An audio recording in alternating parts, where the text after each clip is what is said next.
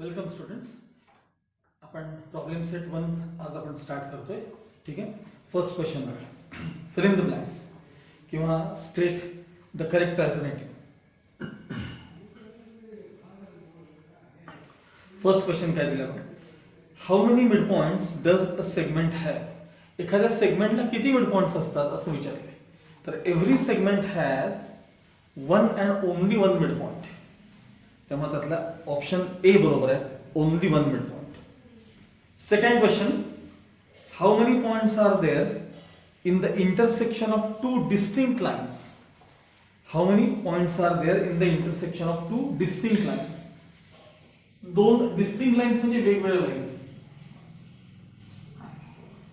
एकमेकीने जर इंटरसेक्ट केल्या तर त्यांच्या कॉमन पॉइंट्स किती असतात, म्हणजे इंटरसेक्शनचा पॉइंट किती असतो, तर वन अँड ओनली वन. त्यामुळे याचाही आन्सर आहे ओनली वन किंवा सी ऑप्शन आहे बघा. C option C. Third. How many lines are determined by three distinct points. How many lines are determined by three distinct points. तीन distinct points दिलेत तुम्हाला. मग ते तीन पॉइंट्स कदाचित नॉन कोलिनियर असतील किंवा ते तीन पॉइंट्स कोलिनियर देखील असतील. आता जर ते तीन पॉइंट्स, आता इथे नावं देतो मी त्यांना म्हणजे तुम्हाला दिसेल ए बी सी. जर ते तीन पॉइंट्स कोलिनियर असतील तर त्या तिघातून एकच लाईन पास होईल, म्हणजे एक ऑप्शन असेल वन. आणि जर ते तीन points A B C non collinear असतील तर ए बी ही एक लाईन झाली, बी सी ही एक लाईन झाली आणि ए सी ही थर्ड लाईन झाली. म्हणजे three lines can be passed. Collinear points असतील तर एक लाईन आणि नॉन कोलिनियर पॉइंट्स असतील तर थ्री लाईन्स. त्यामुळे त्यातला ऑप्शन वन ऑर थ्री असं शोधायचं. One or three. Option C आहे. मिळालं का सगळ्यांना? One or three. Fourth question. Find distance A B if coordinates of A and B are -2 and 5. बघा, ए चा कोऑर्डिनेट आहे -2, बी चा कोऑर्डिनेट आहे 5. आपल्याला डिस्टन्स ए बी विचारलेला आहे. डिस्टन्स काढताना लार्जेस्ट कोऑर्डिनेट मधनं स्मॉलेस्ट कोऑर्डिनेट मायनस करायचा. 5 मायनस -2 म्हणजेच 5 + 2 = 7. म्हणजे डिस्टन्स ए बी जे आहे ते किती आहे सांगा? 7 युनिट्स इतकं आहे. ऑप्शन सी आहे पुन्हा एकदा. Option C. त्यातला फिफ्थ क्वेश्चन बघा. P dash Q dash R. P dash Q dash R. Distance PQ 2 आहे. डिस्टन्स PR 10 दिले तुम्हाला. Distance what is distance QR असं विचारलंय तुम्हाला. हे QR किती असेल? मग टोटल डिस्टन्स 10 आहे. इथून एवढं तर ते 2 मायनस केले म्हणजे हे राहिलेले डिस्टन्स किती असेल? 8 असेल. म्हणजे QR = 8. हे त्यातलं ऑप्शन डी आहे. Okay.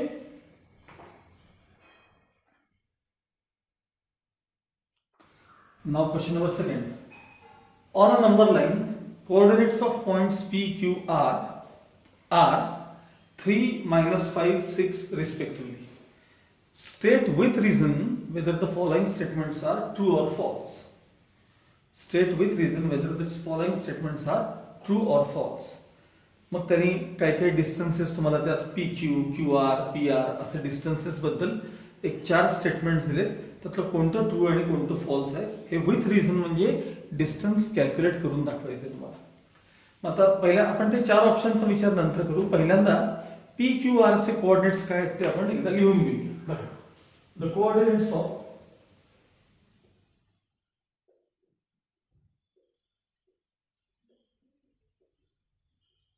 points P, Q and R are P चा कोऑर्डिनेट काय दिसतो तुम्हाला? 3, -5 and 6 रिस्पेक्टिव्हली. आता ह्याच्यानंतर मी तिन्ही डिस्टन्स काढून ठेवतो. बघा, पहिल्यांदा डिस्टन्स PQ काढून घेऊया आपण. डिस्टन्स PQ हे बघा, याच्या खाली कोऑर्डिनेट्स लिहितो म्हणजे तुम्हाला लवकर कळेल. 3, -5, 6. डिस्टन्स PQ पाहिजे.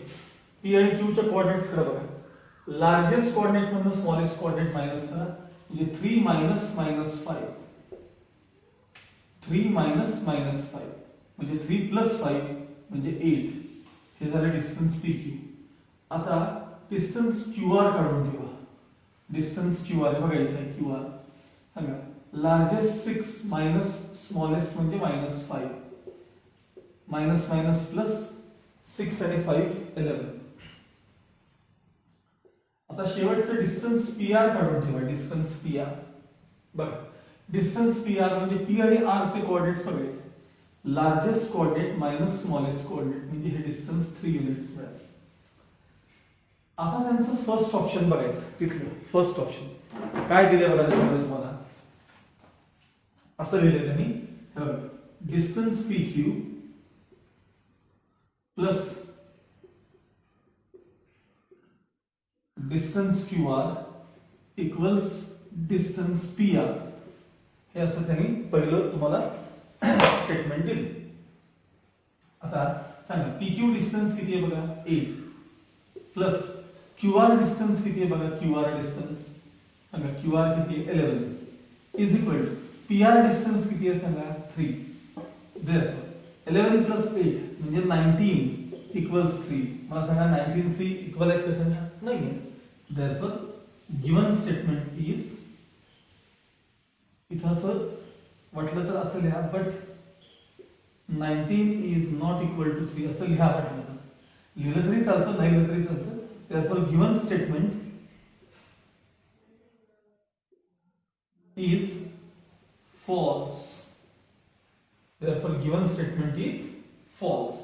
असं आन्सर द्यायचं. ओके. आता आपलं सेकंड बघा.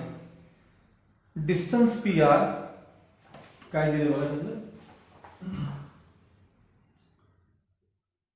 Distance P R plus distance R Q equals distance P Q.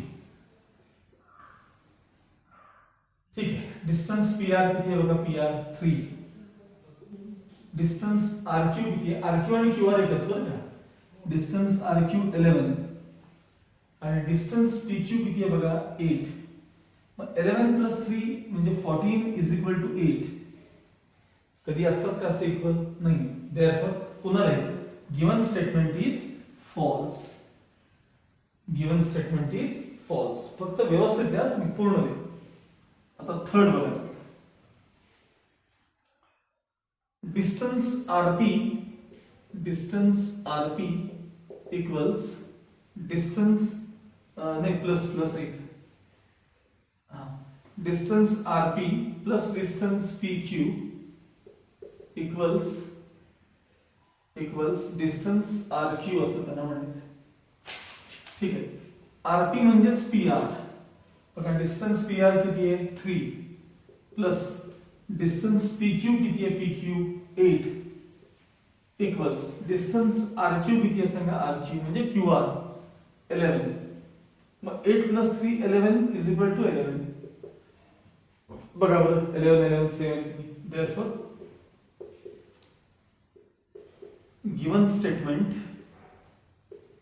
Is true. आणि असंच शेवटचा distance P Q minus distance P R equals distance Q R.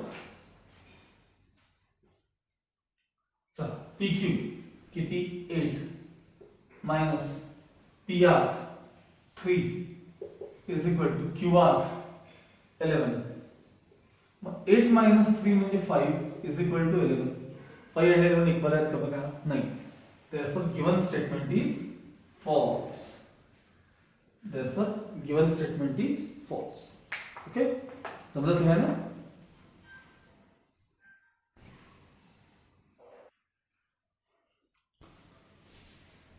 Now question number 3 काय म्हणले बघा. coordinates of some points, some pairs of points are given below, hence find the distance between them. आता तुम्हाला त्यांनी coordinates दिलेत. नावं काही दिलेली नाहीत त्यांना, पण कोऑर्डिनेट्स दिलेत आणि डिस्टन्स तुम्हाला त्यांनी काय विचारलेलं आहे. आता त्यातलं मी एखादं दुसरं तुम्हाला फक्त करून दाखवतो. क्वेश्चन 3 त्यातलं फोर्थ वन बघूया. फोर्थ तुम्हाला 0 आणि -2 असे दोन कोऑर्डिनेट्स दिले. 0 आणि मायनस. तुम्ही ह्या दोघांना काही नाव जे द्यायचे ते तुमचं तुम्ही ठरवायचं. बघा, let coordinate of point A equals 0. Coordinate of point B equals -2. Therefore distance AB equals, या दोघांमध्ये कोण मोठा आहे सांगा? 0. त्यातून मायनस करायचं. लहान कोण लहान आहे? -2. म्हणजे 0 मायनस मायनस प्लस 2 म्हणजे फायनल आन्सर 2 युनिट्स. ठीक आहे. त्यातला पाचवा बघा, x + 3 x - 3. x + 3 x - 3. काहीतरी आपण p q अशी नावं देऊया. Let coordinate of point P equals x + 3 coordinate of point Q equals x - 3. Therefore distance PQ आता सांगा, मतलब कोण मोठा असेल? साहजिक आहे x + 3 केव्हाही मोठा असणार, x - 3 लहान असणार आहे. त्यामुळे मोठं कोण आहे? x + 3. त्यातून मायनस कोणाला करायचं? स्मॉलरला, x - 3. आता हे x + 3 as it is, minus sign आत जाऊ दे. -x + 3, x cancel, 3 + 3 6 units. Okay. आता या प्रकारे उरलेले जे काही आहेत ते आपण तुम्ही पूर्ण करायचे. नंबर्स मध्ये आहेत ते, त्यामुळे तुम्हाला जमतील सगळ्यांना. फक्त काही नाही, मोठ्यातून लहान मायनस करायचं. लार्जेस्ट कोऑर्डिनेट मधून स्मॉलेस्ट कोऑर्डिनेट काय करायचा? मायनस करायचा. Okay okay. Now fourth question. Question महत्वाचा आहे, नीट लक्षात. Coordinate of point P on a number line is -7.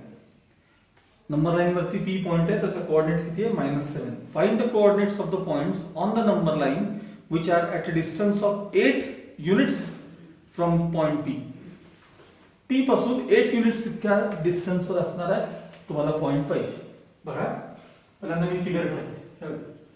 Number line वरती P पॉइंट इथे आहे, ज्याचा कोऑर्डिनेट आहे -7. मी हवं तर P पॉइंट वर लिहितो आणि कोऑर्डिनेट आहे -7. आणि त्या P पासून 8 युनिट्स इतक्या डिस्टन्सवर दोन पॉइंट्स असायची शक्यता आहे. एक मागा असेल किंवा एक पुढे असेल. P पासून अंतर 8 पाहिजे आपल्याला, बस. मग कदाचित तो पॉइंट इथं असू शकेल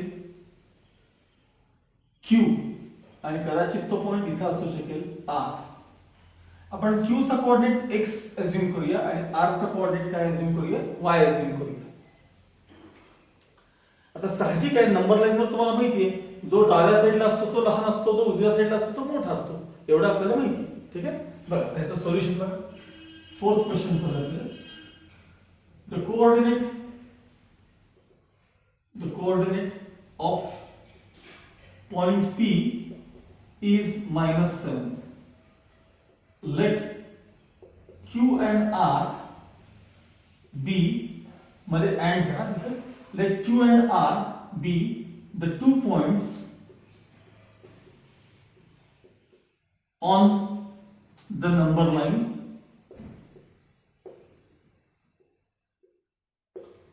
which are at a distance of 8 units from P. Let Q and R be the 2 points on the number line which are at a distance of 8 units from P. म्हणजे PQ डिस्टन्स किती आहे तर 8 आहे, PR पण distance किती आहे तर 8 आहे. ते पॉइंट्स काय आहेत सांगा, Q आणि R. मग त्यांचे coordinates, let their coordinates be x and y respectively. म्हणजे P चा कोऑर्डिनेट x, Q चा कोऑर्डिनेट y. आता डिस्टन्स PQ बघा, आता नीट लक्ष द्या. डिस्टन्स PQ, P आणि Q यांच्याकडे बघा. डिस्टन्स PQ 8 आहे. मला सांगा डिस्टन्स काढताना तुम्हाला लार्जेस्ट कोऑर्डिनेट मधनं स्मॉलेस्ट कोऑर्डिनेट मायनस करायचा असतो. मग या दोघांमध्ये लार्जेस्ट कोण सांगा, अर्थात -7, कारण हा डाव्या साईडला म्हणजे तो लहान असणार. म्हणजे largest coordinate -7 minus smallest coordinate किती x.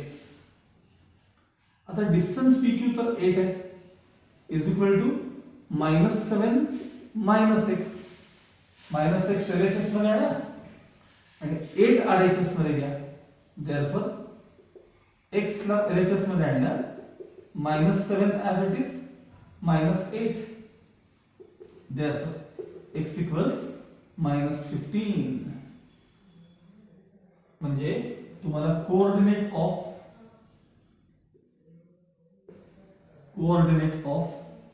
पॉइंट Q काय मिळालं सांगा, तुम्हाला -15 मिळालं.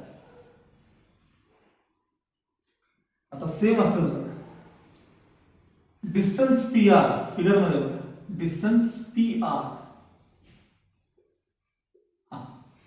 मला सांगा P आणि R मध्ये R मोठा असणार आहे, R म्हणजे इथला कोऑर्डिनेट मोठा असणार आहे आणि P लहान, कारण राईट साइड आहे. मग largest coordinate minus smallest coordinate. Distance PR तर आपल्याला माहिती आहे 8 आहे, y मायनस मायनस प्लस 7, 7 इकडे आणा. 8 minus 7 is equal to y. Therefore, y equals 1. तर y म्हणजे काय होतं सांगा, coordinate of point R is equal to 1. हे त्याचं फायनल आन्सर. म्हणजे हा पॉइंट असेल -15 आणि हा पॉइंट असेल 1. तुम्ही एकदा चेक करू शकता या दोघांचे डिस्टन्स लार्जेस्ट मायनस स्मॉलेस्ट करून बघा, 8 येते की नाही बघा. इथं पण लार्जेस्ट म्हणजे 1 मायनस -7, 1 मायनस -7, 8 येते की नाही बघा. अशा प्रकारे हा प्रॉब्लेम सोडवायचा. लक्षात आलं? Okay, now question number 5. त्यामध्ये दोन प्रॉब्लेम्स आहेत. काय मिळेल बघा. If A dash B dash C, if A dash B dash C, त्यानंतर डिस्टन्स AC 17 दिलेलं आहे तुम्हाला, डिस्टन्स AC 17, BC 6.5 दिलेलं आहे आणि AB विचारले, x अज्यूम केले. त्या फिगर मध्ये बघा, if P dash Q dash R, P dash Q dash R म्हणजे कोलिनियर पॉइंट्स आहेत, Q lies between P and R. Distance PQ 3.4 आहे, डिस्टन्स QR 5.7 आहे आणि डिस्टन्स PR किती असं तुम्हाला विचारलेलं आहे. काय विचारलेलं आहे? Distance PR.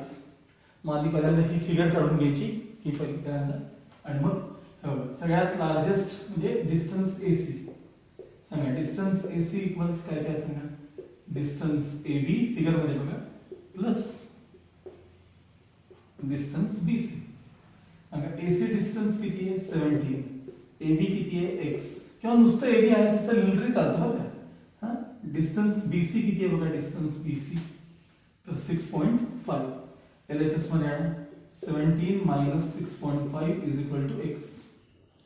या दोघांचा जर डिफरन्स घेतला तर तो 10.5 इज इक्वल टू x. आता x म्हणजे कोण होतो वाचा बरं, डिस्टन्स AB होतो. Therefore distance AB equals 10.5 units. तो क्वेश्चन बघा. Distance PR equals distance PQ plus distance QR. ठीक आहे, चला PQ किती आहे 3.4, PR किती आहे 5.7. बस ऍडिशन करा, 7 plus 4 11, 5 plus 3 8 plus 1 9. So distance PR equals 9.1 units. हा झाला तुमचा question number 5. Okay. Now question number 6. Coordinate of point A on number line is 1. Coordinate of point A on number line is 1. What are the coordinates of points on the number line which are at a distance of 7 units from A? A पासून 7 units इतक्या डिस्टन्सवर असणाऱ्या पॉइंट्सचे coordinates काय असं तुम्हाला विचारलेलं आहे. मला सांगा, A पासून 7 युनिट्स वरती एक पॉइंट असेल P मागं आणि एक पॉइंट असेल Q पुढं, आणि हे डिस्टन्स 7 युनिट्स असेल, हेही डिस्टन्स AQ पण किती असेल 7 युनिट्स असेल. आणि याला मी सिमिलर क्वेश्चन एक तुम्हाला दाखवला होता, तो म्हणजे 4th क्वेश्चन दाखवला होता. त्यात आणि ह्यात काहीही फरक नाही, फक्त नाव बदलले आणि नंबर्स बदलले, बाकी काही नाही. तर तो बघून हा प्रॉब्लेम करायचा. त्याची मी तुम्हाला फिगर देखील काढून दिलेली आहे, त्याची फिगर, आणि त्याचं एक आन्सर येईल तुम्हाला.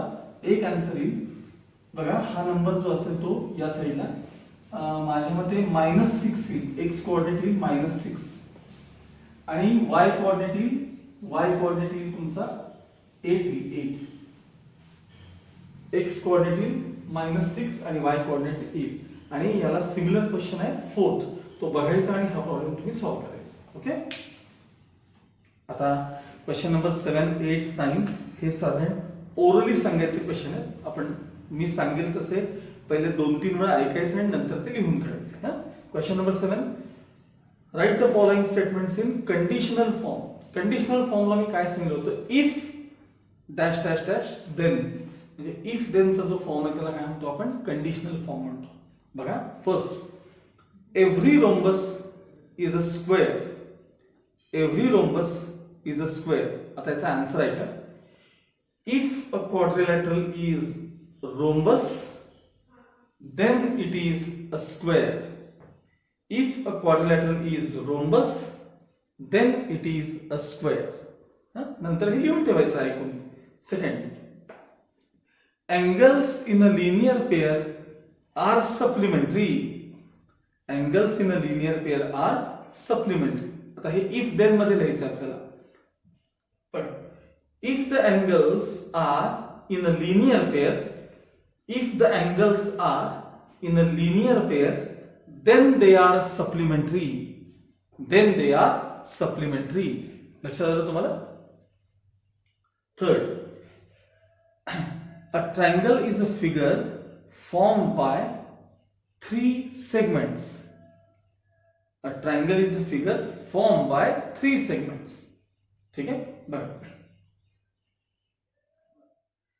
if a figure is a triangle, if then मध्ये सांगतो, if a figure is a triangle, if a figure is a triangle, then it is formed by 3 segments. Then it is formed by 3 segments. लक्षात आलं? 4th बघा, a number having only 2 divisors is called a prime number. A number having only 2 divisors is called a prime number. म्हणजे जर एखाद्या नंबरला 2च divisors असतील तर तो नंबर काय असतो, प्राईम असतो. आता हे इफ देन मध्ये बघा, if a number has only 2 divisors, if a number has only 2 divisors, then it is prime, किंवा then it is called prime number. काही चालतं, then it is prime एवढं म्हटलं तरी चालेल. परत आहे का, if a number has only 2 divisors, then it is prime. Okay. असा तुमचा क्वेश्चन नंबर 7 पूर्ण झाला. आता क्वेश्चन नंबर 8 बघा. क्वेश्चन नंबर 8 आपल्याला कन्व्हर्स लिहायचं आहे.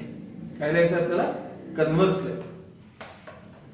पहिलं बघा, if the sum of measures of angles in a figure is 180 degree, then the figure is a triangle. म्हणजे इफ देनचा फॉर्म आहे, आपल्याला याचा कन्व्हर्स लिहायचं आहे. म्हणजे देनच्या पुढचा पार्ट आधी घ्यायचा आणि इफच्या पुढचा पार्ट नंतर घ्यायचा. बघा, इफ आता आन्सर आहे, if a figure is a triangle, if a figure is a triangle, then the sum of measures of angles in the figure is 180 degree. पुस्तकात लक्षात, if the figure is a triangle, then the sum of measures of angles in that figure is 180 degree. Second question. If the sum of measures of two angles is 90 degree, then they are complement of each other. If the sum of measures of two angles is 90 degree, then they are complement of each other. आता हे converse आहे. If the angles are complement of each other, if the angles are complement of each other, then the sum of measures of two angles, then sum of measures of two angles is 90 degree. Third, if the corresponding angles formed by a transversal of two lines are congruent, then the two lines are parallel. काय म्हणते बघा, if the corresponding angles formed by transversal of two lines are congruent, then the two lines are parallel. आता converse आहे का, if the two lines are parallel, if the two lines are parallel, then the corresponding angles, लक्ष पुस्तकात, then the corresponding angles formed by a transversal are congruent. Then the corresponding angles formed by the transversal of two lines are congruent. लक्षात आलं? Fourth question बघा. If the sum of the digits of a number is divisible by 3, then the number is divisible by 3. If then चा form आहे आपल्याला converse लिहायचा. आता मी answer सांगतोय बघा. If the number is divisible by 3 किंवा if a number is divisible by 3, if a number is divisible by 3, then the sum of the digits of the number, the sum of the digits of the number is divisible by 3, is divisible by 3. लक्षात आलं? आता तसाच question number 9. हे सगळे असे orally सांगायचे, तुम्ही वहीमध्ये लिहून ठेवायचे. क्वेश्चन नंबर 9 काय म्हणले बघा, राईट द अँटीसिडेंट म्हणजे गिवन पार्ट आणि द कॉन्सिक्वेंट म्हणजे part to be proved in the following statements. परत सांगतो की आम्ही, हे बघा, if dash dash dash then dash dash dash, त्यामध्ये इथं जो पार्ट असतो ना ह्याला अँटीसिडेंट किंवा गिवन असं म्हणतात, आणि याला कॉन्सिक्वेंट, याच्या पुढच्या पार्टला कॉन्सिक्वेंट किंवा टू प्रूव्ह असं म्हणतात. कॉन्सिक्वेंट किंवा टू प्रूव्ह असं म्हणतात. पहिल्यांदा काय करायचं बघा, आधी स्टेटमेंट लिहायचं. If all the angles of a triangle are congruent, then if all sides of a triangle, if all sides of a triangle are congruent, then its all angles are congruent. हे आधी statement लिहायचं. हे झाल्यानंतर मग लिहायचं antecedent किंवा given लिहायचं. Antecedent त्याला ब्रॅकेट मध्ये गिवन म्हटलं तरी चालतं, आणि ह्याच्या समोर लिहायचं, ह्याच्या समोर. हा चला, इफ पासून देन पर्यंत काय सांगा बघा, ह्याच्या समोर लिहायचं the sum, all sides, question number 9 first, all sides of a triangle are congruent. त्याच्या समोर काय लिहायचं, all sides of a triangle are congruent, antecedent मध्ये, आणि नंतर consequent म्हणजे टू प्रूव्ह लिहायचं, टू प्रूव्ह डॅश करून द्यायचं. काय लिहायचं, all the angles are congruent. त्यात पुढे काय लिहायचं, all the angles are congruent. हे बघा, इथून एवढा पार्ट अँटीसिडेंट, इथून एवढा पार्ट कॉन्सिक्वेंट. बस इफ आणि देन शब्द काढून टाकायचे. अँटीसिडेंट मध्ये काय आलं, all the sides of a triangle are congruent. To prove मध्ये काय आलं, all the angles are congruent. All the angles are congruent. आता दुसरं बघा, second, the diagonals of parallelogram bisect each other. आता हे इफ देन मध्ये नाहीये, मग आपण इफ देन मध्ये याला कन्वर्ट करून घ्यायचं. पाहिजे का परत आहे का, the diagonals of parallelogram bisect each other म्हणजे if a quadrilateral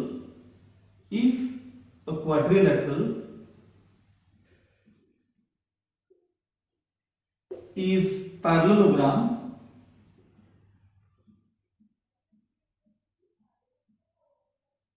then its diagonals bisect each other. Then its diagonals bisect each other. आपण याला इफ देन मध्ये कन्वर्ट करून घेतलं. आता आपण अँटीसिडेंट आणि कॉन्सिक्वेंट ह्याच्या खाली लिहायचं. अँटीसिडेंट मध्ये इफ पासून इथपर्यंतचा पार्ट काय लिहिणार सांगा. इफ सोडून द्यायचं. अ क्वाड्रिलॅटरल इज पॅरलोग्राम हे कशात लिहिणार तुम्ही अँटीसिडेंटच्या समोर लिहिणार. आणि कॉन्सिक्वेंट मध्ये काय लिहिणार it's diagonals bisect each other. काय लिहिणार it's diagonals bisect each other. Okay. आता आपला लास्ट क्वेश्चन. आता हे जे 7, 8, 9 हे जे मी तुम्हाला आता ओरली सगळे सांगितलेत ना हे 2-3 वेळा ऐकून तुम्ही ते वहीमध्ये लिहून काढायचं. लक्षात आलं. आता आपण लास्ट क्वेश्चन पाहणार आहोत.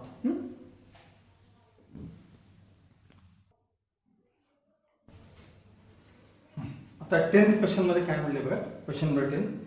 Draw a labelled figure. वाचून घे सगळ्यांनी. Draw a labelled figure showing information in each of the following statements and write antecedent and consequent. Figure काढा antecedent आणि consequent. बघा. Two equilateral triangles are similar असं तुम्हाला त्यांनी स्टेटमेंट दिली. पहिल्यांदा स्टेटमेंट आहे two equilateral triangles are similar. सिमिलरचा अर्थ एकसारखे. लहान मोठे असतील तरी चालतील पण सिमिलर म्हणजे दिसायला एकसारखे. हा ट्रायंगल एबीसी इक्विलॅटरल आहे. आणखी एक ट्रायंगल लहान थोडा मोठा कसाही करा. हा ट्रायंगल पीक्यूआर आहे. हे दोन इक्विलॅटरल ट्रायंगल आहेत. ह्याचे तिन्ही साइड्स कॉन्ग्रुएंट आहेत. याच्या पण तिन्ही साइड्स काय आहेत कॉन्ग्रुएंट आहेत. आता अँटीसिडेंट किंवा गिवन म्हणलं तरी चालतं. तुम्ही काहीही सवय केलं गिवन. बघा असा येते. If two triangles are equilateral then they are similar असा तो फॉर्म आहे. if two triangles are equilateral then they are similar. आता गिवन मध्ये हे दोन्ही ट्रायंगल्स काय आहेत इक्विलॅटरल आहेत.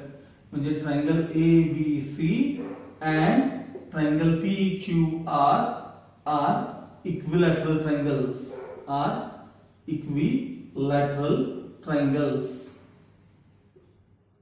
आणि टू प्रूव्ह म्हणजेच काय सांगा. टू प्रूव्ह म्हणजेच दुसरा काय शब्द झाला कॉन्सिक्वेंट. टू प्रूव्ह म्हणजेच कॉन्सिक्वेंट. काय सांगायचं आहे हे दोन ट्रायंगल सिमिलर आहेत. म्हणजे triangle ABC and triangle PQR are similar.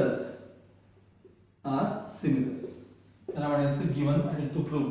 लक्षात आलं. आता त्यातला सेकंड बघा. If angles in a linear pair are congruent then each of them is a right angle. If the angles in linear pair are congruent then each of them is a right angle. पहिल्यांदा आहे तसं statement लिहून घ्यायचं तुम्ही. If the angles in linear pair are congruent. आता मला सांगा हे बघा इथं पण लिनियर पेअर मधले अँगल आहेत. बरोबर आहे. ह्याला लिनियर पेअर म्हणतात. पण हा अँगल आणि हा अँगल कॉन्ग्रुएंट आहे का रे. एक लहान एक मोठा आहे की नाही सांगा. पण तेच जर फिगर अशी काढली तर हे बघा. आता बघा हे पण लिनियर पेअर अँगल आहे. बरोबर आहे. अँगल ए बी सी आणि हे डी. हा अँगल हे लिनियर पेअर अँगल आहे. आणि हे जर दोघं कॉन्ग्रुएंट असतील तर ईच अँगल राईट अँगल असला पाहिजे. 90-90 असला पाहिजे असं त्यांना म्हणायचं.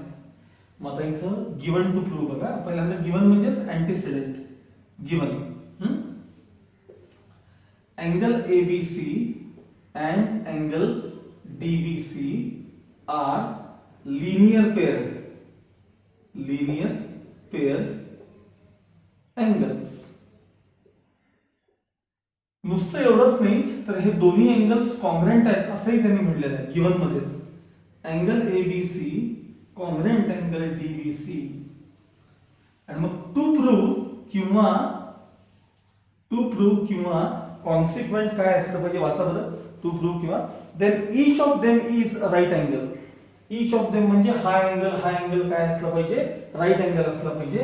therefore measure angle हे to prove measure angle ABC equals measure angle DBC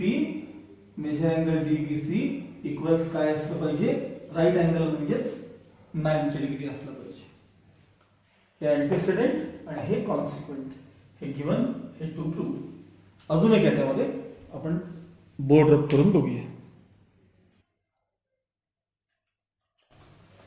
third statement बघा. If the altitudes are the perpendicular.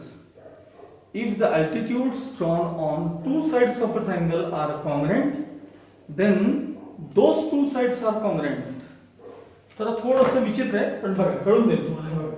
हा ट्रायंगल यामध्ये ट्रायंगल एबीसी मध्ये बी मधून त्या साइडवर ड्रॉ केलेला अल्टिट्यूड म्हणजे परपेंडिक्युलर आणि सी मधून त्या साइडवर ड्रॉ केलेला परपेंडिक्युलर. जर हे दोन्ही अल्टिट्यूड्स कॉन्ग्रुएंट असतील तर त्या दोन्ही साइड्स कॉन्ग्रुएंट आहेत. हा ऍक्च्युअली आयसोसेलेस ट्रायंगलची एक प्रॉपर्टी आहे. या गोष्टी पुढे जाऊन जास्त चांगल्या कळतात. आता आपण फक्त अँटीसिडेंट गिवन टू प्रूव्ह जे प्रकारे तो आपण घेऊ. ठीक आहे बघा. In triangle ABC me given लिहितो बरं का. Given in triangle ABC BD perpendicular AC and CE perpendicular AB हे झाले दोन परपेंडिक्युलर्स. आता हे परपेंडिक्युलर्स जर कॉन्ग्रुएंट असतील असं त्यांनी म्हटलेलं आहे म्हणजे segment BD congruent segment CE हे दोन अल्टिट्यूड्स काय आहेत सांगा कॉन्ग्रुएंट आहेत. Then two sides are congruent म्हणजे टू प्रूव्ह किंवा कॉन्सिक्वेंट साइड AB किंवा सेगमेंट AB काही चालतं. Segment AB congruent segment AC त्यांचं स्टेटमेंट असं होतं की एखाद्या ट्रायंगलच्या दोन साइड्स वरती काढलेले अल्टिट्यूड्स म्हणजे परपेंडिक्युलर्स ते जर कॉन्ग्रुएंट असतील तर त्या दोन्ही साइड्स देखील काय असतात कॉन्ग्रुएंट असतात. या प्रकारे ही फिगर हे गिवन म्हणजे अँटीसिडेंट आणि हे टू प्रूव्ह हे एवढं लिहून काढायचं. लक्षात आलं. आता आपला इथं फर्स्ट लेसन जॉमेट्रीचा संपलेला आहे. सगळ्याचा सगळा लेसन पुन्हा रिवाइज करून घ्या. ओके. आता सेकंड पासून थोडंसं आता अवघड लेसन सुरू होईल. हा जरा सोपा लेसन